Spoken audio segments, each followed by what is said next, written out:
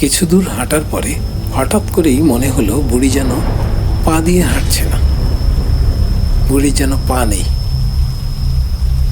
আর একটু ভালো করে তাকালাম, বুড়ির পায়ের জায়গাটা একেবারেই ফাঁকা, সে যেন উড়ে উড়ে চলছে। আমার তো সারা শরীর কাঁটা দিয়ে উঠল, গা ছমছম করতে লাগলো। হঠাৎ করে দেখি তার মাথা ও হাত পা কিছুই নেই, শুধু শরীরটাই ভেসে ভেসে আসছে।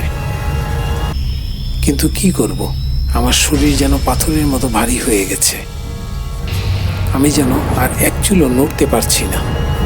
তখন কি করব কিছুই বুঝে উঠতে পারছিলাম না। চোখের সামনে সবকিছু যেন অন্ধকার হয়ে আসছে।